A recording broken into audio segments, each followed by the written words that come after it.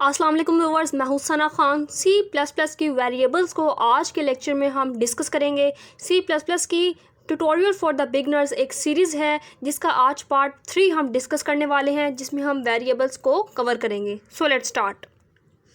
सबसे पहले we have to know what are C++ variables. C++ variables होते क्या हैं? Variables are containers for storing data values. Variables basically ऐसे containers होते हैं जिनमें हम डाटा वैल्यूज़ को, जिसमें बेसिकली वैल्यूज़ को हम स्टोर करते हैं। वैसे तो आपको लग रहा होगा कि what are containers, what are data values. जब हम इसको इस वीडियो में एग्जांपल्स के साथ एक्सप्लेन करेंगे तो इजीली हमें ये समझ आ जाएगी। In C++, there are different types of variables defined with different keywords for examples. C++ में बहुत मुख्तलिफ किस्म के हमारे पास वेरिएबल्स होते हैं जिनको हम डिस्कस करने वाले हैं। The first one is int, INT int. सबसे पहला जो हमारे पास वेरिएबल है वो है इंट, दूसरा है डबल, तीसरा है कैर और चौथा है string and the fifth one is bool. अब इन सब के क्या रोल हैं वो हम डिस्कस करते हैं। सबसे फर्स्ट वन है int. Int stores integers. Int basically क्या करता है? इंटीजर्स को स्टोर करता है। इंटीजर्स क्या होते हैं? इंटीजर्स हमारे पास होल नंबर होते हैं, मतलब 1 2 3 काउंटिंग वाले जो नंबर्स होते हैं वो हमारे पास इंटीजर्स होते हैं। जो इंट डाटा टाइप है तो वो हमारे पास इंटीजर्स को स्टोर करने के लिए इस्तेमाल होती है। एग्जांपल है विदाउट डेसिमल, जिसमें कोई डेसिमल पॉइंट नहीं आता, यानी किसी भी पॉइंट के बगैर। यानी अगर एग्जांपल है 1.23 तो 1 के बाद आप देखें पॉइंट आता है तो 2 3, तो ये हमारे पास इंटीजर नहीं है। इंटीजर वो होते हैं जिसमें कोई भी डेसिमल नहीं होता। मिसाल के तौर पर 1 2 3 और -1 2 3, इसमें किसी किस्म का कोई डेसिमल पॉइंट नहीं है। ये पॉजिटिव भी हो सकते हैं, ये नेगेटिव भी हो सकते हैं। ये हमारे पास एग्जांपल आती है इंट की। उसके बाद हम देखते हैं double. Double stores floating point numbers with decimals. जो डबल होते हैं ये फ्लोटिंग पॉइंट को स्टोर करते हैं, लेकिन उनमें डेसिमल होता है। डेसिमल का मतलब उसमें पॉइंट होता है। फॉर एग्जांपल एक हम एग्जांपल है यहाँ पर 19.99 या -19.99। ये पॉजिटिव भी हो सकती हैं, ये नेगेटिव भी हो सकती हैं, लेकिन इनमें हमेशा डेसिमल आएगा, यानी डेसिमल पॉइंट लाजमी आएगा, जैसा कि 19 के बाद आ रहा है। उसे नेक्स्ट हमारे पास इसकी टाइप है दैट इज़ दी कैर। इसको कुछ लोग चार भी बोलते हैं, हम इसे बोलेंगे कैर। कैर स्टोर सिंगल कैरेक्टर्स। जो कैर है बेसिकली, ये जो डाटा टाइप है ये क्या करती है? ये सिंगल कैरेक्टर को स्टोर करती है। मिसाल के तौर पर सच एज A और B। लाइक A हमारे पास एक कैरेक्टर है जो कि स्मॉल में है, एक B है जो कि कैपिटल में है। इट डजेंट मैटर स्मॉल है कि कैपिटल है, इससे कोई फ़र्क नहीं पड़ता। Char values are surrounded by single quotes. इसमें आप देख रहे हैं A और B जो है उसके गिर्द सिंगल कोट्स हैं, मतलब सिंगल कोमास लगे हुए हैं। तो कैर में जो भी वैल्यूज़ हम स्टोर करवाते हैं उनके गिर्द सिंगल कोट्स लाजमी लगे होते हैं। उसके बाद the next one is string. String stores text such as hello word. String ऐसी डाटा टाइप है जिसमें हम स्टोर करते हैं टेक्स्ट को, लाइक पूरा लफ्ज़ स्टोर कर लेते हैं हेलो वर्ड, इसमें हम स्टोर कर रहे हैं hello word. String values are surrounded by double quotes. ये पूरा जुमला भी इसमें स्टोर कर सकते हैं। Hello word is the combination of the words, ठीक है। स्ट्रिंग में हम बेसिकली क्या करते हैं? मोर देन वन वर्ड और मोर देन वन लेटर इसमें हम स्टोर करते हैं, और इसको हम डबल कोट्स के साथ सराउंडिंग करते हैं। लाइक आप देखो हेलो वर्ड के इर्द गिर्द डबल कोट्स हैं, यानी इन्वर्टेड कोमास हैं, या आपके सिंपल ज़ुबान में डबल कोमास हैं। तो स्ट्रिंग जो होती है इसको हम डबल कोमास के साथ सराउंड करते हैं। उसके बाद है बूल। बूल स्टोर्स वैल्यूज़ विद 2 स्टेट्स। बूल जो होता है ये एक ऐसी डाटा टाइप है जो कि वैल्यूज़ को स्टोर करती है जिसकी 2 स्टेट्स होती हैं, या तो ट्रू होती है या वो फॉल्स होती है। उसके बाद हम नेक्स्ट समझते हैं कि हम वेरिएबल्स को बनाते किस तरह से हैं, क्रिएट किस तरह से करते हैं, या हम वेरिएबल को किस तरह से डिक्लेयर करते हैं। To create a variable specify the type and assign it a value. Variable को क्रिएट करने के लिए सबसे पहले हम उसकी टाइप बताते हैं। क्या बताते हैं? उसकी टाइप बताते हैं, और फिर उसमें वैल्यू असाइन करते हैं। सिंटैक्स को समझें। सबसे पहले हमने क्या लिखा हुआ है? टाइप। जो भी वेरिएबल हम यहाँ पर बनाने जा रहे हैं उसकी सबसे पहले टाइप बतानी है। सो इसलिए सबसे पहले लिखा हुआ है टाइप। यहाँ पर हम वेरिएबल जो भी बनाने जा रहे हैं उसकी टाइप लिखेंगे। उसके बाद वेरिएबल नेम, वेरिएबल नेम का मतलब है जो भी वेरिएबल हम बनाने जा रहे हैं उस वेरिएबल का क्या नाम है। सबसे पहले टाइप है, जो वेरिएबल बनाने जा रहे हैं उसके टाइप लिखेंगे। उसके बाद जो वेरिएबल बनाने जा रहे हैं उस वेरिएबल का नाम हम लिखेंगे वेरिएबल नेम में। उसके बाद असाइनमेंट ऑपरेटर है, ये जो आपको इज इक्वल टू का ऑपरेटर नज़र आ रहा है, बेसिकली इज इक्वल टू का ऑपरेटर नहीं है, ये असाइनमेंट ऑपरेटर हम इसको कंप्यूटर की लैंग्वेज में बोलते हैं। ये असाइनमेंट ऑपरेटर है जो कि वैल्यू असाइन करने के लिए इस्तेमाल होता है। उसके बाद लिखा हुआ वैल्यू, कोई भी वैल्यू हम इसे असाइन करेंगे, कोई भी वैल्यू देंगे तो वो वेरिएबल नेम में चली जाएगी। इसमें टाइप क्या है, टाइप हमारे पास डाटा टाइप है, वेरिएबल नेम हमारे पास वेरिएबल का नाम है जो कि वेरिएबल हम बनाने जा रहे हैं। असाइनमेंट ऑपरेटर वैल्यू, जो भी वैल्यू हम देंगे वो वेरिएबल में चली जाएगी। ये हमारे पास सिंपल एक सिंटैक्स है किसी भी वेरिएबल को क्रिएट करने का या डिक्लेयर करने का। हम इसको एग्जांपल के तौर पे समझते हैं। Create a variable called my num of type int and assign it the value 15। वो कह रहा है आपने एक वेरिएबल बनाना है, उस वेरिएबल का नाम रखें आप माय नम। उसने खुद कहा है कि आपने एक वेरिएबल बनाना है जिसका नाम होगा माय नम ऑफ टाइप, जिसकी टाइप होगी int and assign it the value 15, और इसको आपने 15 वैल्यू असाइन कर देनी है। सबसे पहले वो कह रहा है कि आपने एक वेरिएबल बनाना है। जब वेरिएबल बनाते हैं, क्रिएट करते हैं या डिक्लेयर करते हैं, हमें पता है सबसे पहले उसकी टाइप लिखते हैं। तो टाइप वो कह रहा है कौन सी है, टाइप इंट है। इंट आप देख सकते हैं रेड कलर का, यहाँ पे उसने बताया कि जो टाइप है वो इंट है। तो सबसे पहले हम लिखेंगे, जब उसको हमने सिंटैक्स में पीछे देखा भी था कि जब हम वेरिएबल बनाते हैं सबसे पहले उसकी टाइप लिखते हैं। तो यहाँ पर टाइप क्या है, इंट। अब वेरिएबल का नाम क्या है जो उसने कहा था, आप देख सकते हैं वेरिएबल का नाम है माय नम। सो मैंने इंट के बाद वेरिएबल का नाम लिखा माय नम। उसके बाद असाइनमेंट ऑपरेटर, इसको वैल्यू असाइन करनी है 15 जैसा कि इस क्वेश्चन में हमें कहा है, तो मैंने नेक्स्ट वैल्यू लिख दिया 15। और आपको पता है कि हर जो स्टेटमेंट होती है वो इन्वर्टेड कॉमास वो सेमी कॉलन के साथ एंड होती है। तो 15 के बाद सेमी कॉलन लगा दिया क्योंकि यहाँ पर मेरी C++ की जो स्टेटमेंट है वो एंड हो रही है। उसके बाद है सी आउट इंसर्शन ऑपरेटर माय नम। उस सी आउट का मतलब क्या है, सी आउट इंसर्शन ऑपरेटर का मतलब है कि यहाँ पर वैल्यू प्रिंट करने जा रही हूँ। माय नम में जो भी वैल्यू पड़ी हुई है वो यहाँ पर प्रिंट हो जाएगी। माय नम में जो भी वैल्यू पड़ी है वो यहाँ पर प्रिंट हो जाएगी। तो यहाँ पर मेरे पास क्या प्रिंट होगा, रिजल्ट में आएगा 15। आपने एक चीज़ नोटिस की होगी कि पार्ट 1 में और पार्ट 2 में हमने जब सी आउट करते थे तो दरमियान में इन्वर्टेड कॉमास लगाते थे, हम डबल कोट्स लगाते थे, लेकिन यहाँ पे नहीं लगाया क्योंकि यहाँ पर हमने उस वेरिएबल की वैल्यू प्रिंट करनी है, उस वेरिएबल को प्रिंट नहीं करना। अगर हम चाहते हैं कि हमें माय नम यही एग्जैक्टली प्रिंट हो तो फिर हम सी आउट में इन्वर्टेड कॉमास लगाएंगे, लेकिन हमने उसकी वैल्यू उस वेरिएबल में जो स्टोर है 15 हमने उसको प्रिंट करना है, इसलिए हम उस पर डबल कोट्स का इस्तेमाल नहीं करेंगे। ये बहुत इंपॉर्टेंट पॉइंट था जो कि आपने याद रखना है। उसके बाद एक नेक्स्ट एग्जांपल है int my num is equal to 15। ये एक एग्जांपल है जिसमें क्या है, सबसे पहले है टाइप। आपकी टाइप क्या है, इंट, और वेरिएबल का नेम क्या है, वेरिएबल का नेम है माय नम। ये सिर्फ पहली लाइन आप देख रहे हैं, पहली लाइन में सिर्फ डिक्लेयर कर रहा है। डिक्लेयर करने का प्रोसीजर ये होता है कि आपने सबसे पहले टाइप लिखी है, टाइप के बाद वेरिएबल का नेम लिखा है और सेमीकोलन डाल दिया है। टाइप क्या थी, इंट, वेरिएबल का नाम क्या है, माय नम, उसके बाद सेमीकोलन, यहाँ पे आपका जो वेरिएबल है वो डिक्लेयर हो चुके हैं। अब आपने उस वेरिएबल को वैल्यू असाइन करनी है, तो वेरिएबल का नाम लिखेंगे, सेकंड लाइन है वेरिएबल का नाम लिखेंगे my num is equal to 15। आपने 15 उसको असाइन कर दिया है, उसके बाद सेमीकोलन। नेक्स्ट है cout my num. Cout का मतलब ये है, सी आउट इंसर्शन ऑपरेटर, इसका मतलब ये है कि आपने वैल्यू प्रिंट करनी है। किसकी वैल्यू प्रिंट करनी है, माय नम। तो माय नम में क्या पड़ा हुआ है, आप देखें my num is assignment operator 15 लिखा था, इसका मतलब है माय नम में 15 पड़ा है। तो जब सी आउट माय नम किया तो मेरे पास क्या रिजल्ट आ गया, 15 मुझे आउटपुट नज़र आ गई। द नेक्स्ट टॉपिक जो हम कवर करने वाले हैं वो है वेरिएबल्स को किस तरह से हम डिस्प्ले करते हैं। The cout object is used together with the insertion operator to display variables. Variables को डिस्प्ले करने के लिए हम सी आउट यूज़ करते हैं इंसर्शन ऑपरेटर के साथ।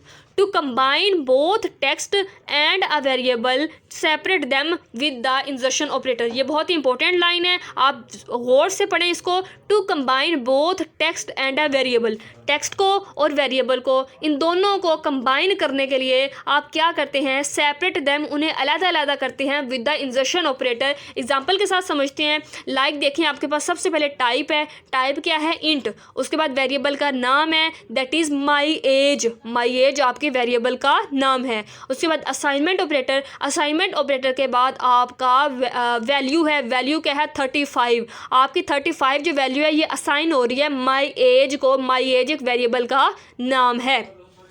जहाँ तक क्लियर हो गया। उसके बाद सी आउट इंजर्शन ऑपरेटर, इसका मतलब है आप कुछ प्रिंट कर रहे हैं। प्रिंट क्या कर रहे हैं, आई एम, आई एम, उसके बाद लिखा हुआ है आई एम के गिर्द आप देखें इन्वर्टेड कॉमास है, यानी आपको रिजल्ट में as it is I am नज़र आएगा। उसके बाद फिर इंजर्शन ऑपरेटर है माई एज। अब माई एज पे कोई इन्वर्टेड कॉमास नहीं है, इसका मतलब है माई एज में जो वैल्यू पड़ी हुई है वो नज़र आएगी। और माई एज में आप देखें वैल्यू पड़ी हुई है 35, तो यहाँ पर नज़र आएगा 35। यहाँ तक क्या नज़र आएगा, आई एम, उसके बाद नजर आएगा 35। उसके बाद फिर इंजर्शन ऑपरेटर लगाया हुआ है। इंजर्शन ऑपरेटर के बाद फिर इन्वर्टेड कॉमास है। इन्वर्टेड कॉमास में लिखा हुआ है ईयर्स ओल्ड।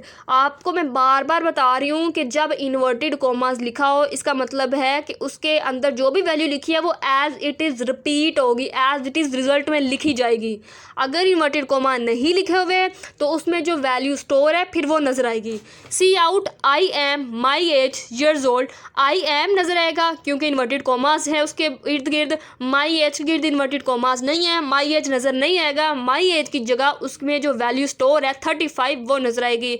उसके बाद इंजर्शन ऑपरेटर, फिर आप देखें कि इन्वर्टेड कॉमास में ईयर्स ओल्ड लिखा हुआ है, इन्वर्टेड कॉमास हैं तो years old age it is नज़र आएगा।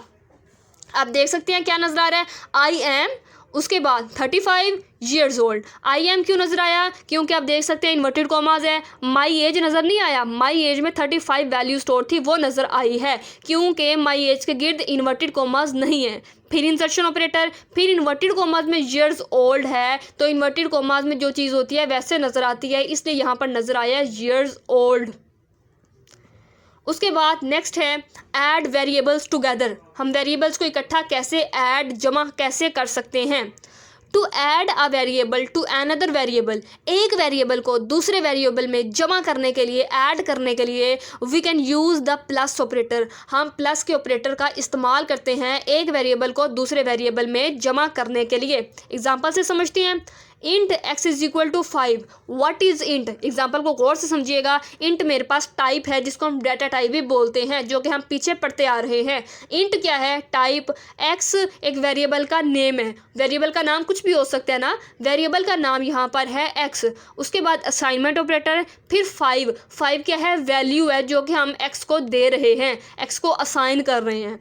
इंट टाइप है, एक्स वेरिएबल का नेम है, फिर असाइनमेंट ऑपरेटर, फिर वैल्यू है जो कि 5 है, उसके बाद सेमीकोलन है।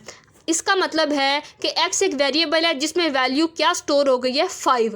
उसके बाद int y is equal to 6, इसमें y एक वेरिएबल है जिसमें वैल्यू स्टोर हो गई है 6।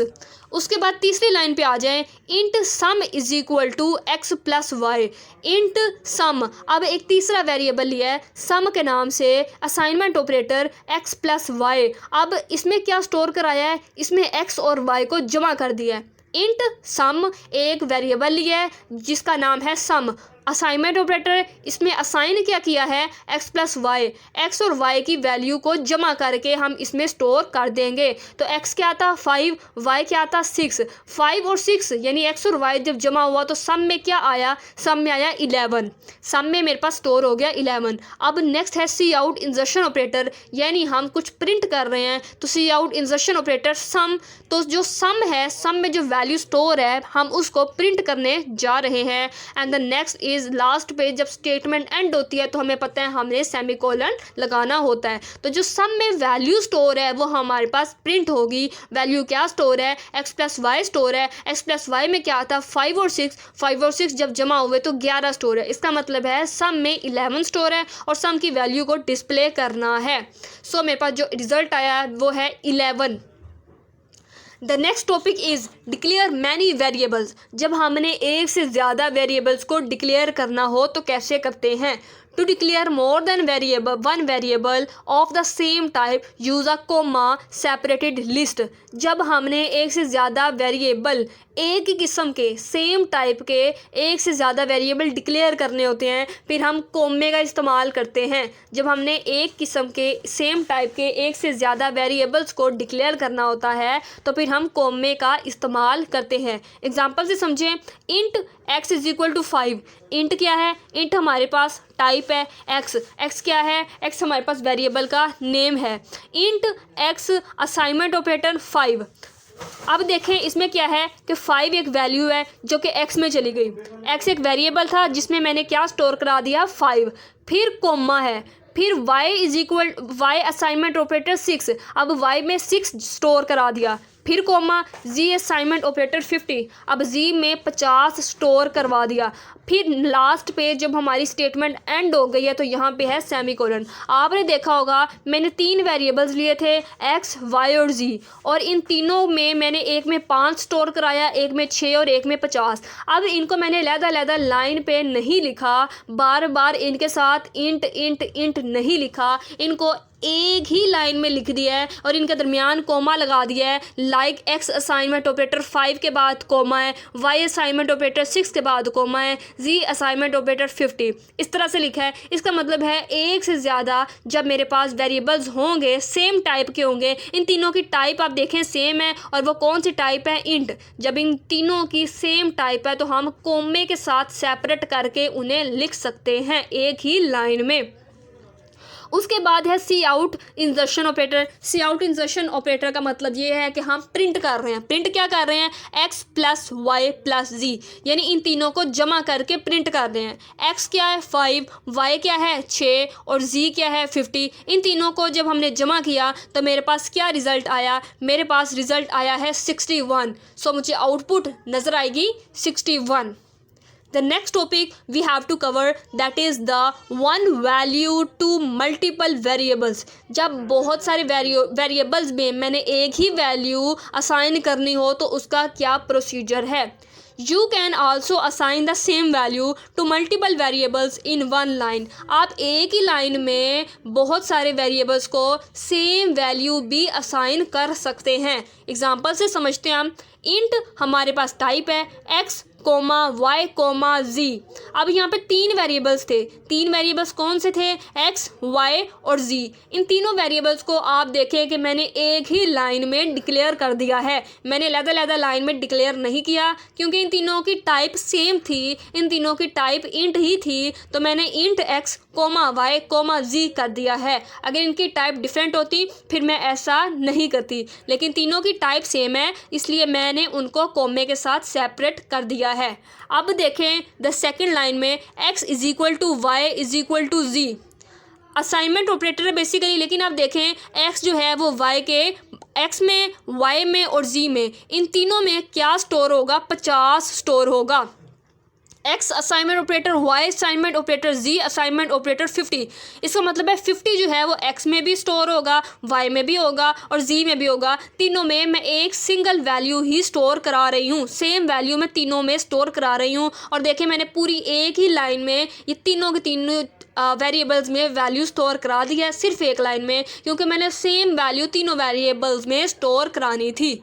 उसके बाद देखें सी आउट इंजर्शन ऑपरेटर, यानी मैं कुछ प्रिंट करा रही हूँ x प्लस वाई प्लस जी, तीनों को जमा करके प्रिंट कर रही हूँ। तीनों की वैल्यूज़ क्या हैं? आप देखें तीनों की वैल्यूज़ ही 50 हैं। 50 तीनों में स्टोर हुआ है तो मेरे पास क्या जमा होगा? x की वैल्यू भी 50 है, y की वैल्यू भी 50 है और z की वैल्यू भी 50 है। तो जब 50 जमा 50 जमा 50 करूँगी तो मेरे पास आंसर आएगा 150। आउटपुट आप देख सकते हैं, आउटपुट स्क्रीन पर आपको नज़र आ रहा है 150। ये हमारे पास इसकी आउटपुट प्रिंट हुई है। तो स्टूडेंट्स ये था आज का हमारा लेक्चर। अगर आपको मेरी वीडियो अच्छी लगे तो प्लीज़ लाइक और सब्सक्राइब करना बिल्कुल ना भूलिएगा। आज हमने इस वीडियो में वेरिएबल्स से रिलेटेड बहुत इंपॉर्टेंट कंसेप्ट्स को समझा है। अगर आपको ये वीडियो समझ आई है तो प्लीज़ अपने फ्रेंड्स और फैलोज़ के साथ भी शेयर करें। अगर कोई पॉइंट आपने मिस कर दिया तो वीडियो दोबारा चलाकर आप देख सकते हैं। अगर किसी पॉइंट की समझ नहीं आई तो आप कमेंट सेक्शन में पूछ सकते हैं।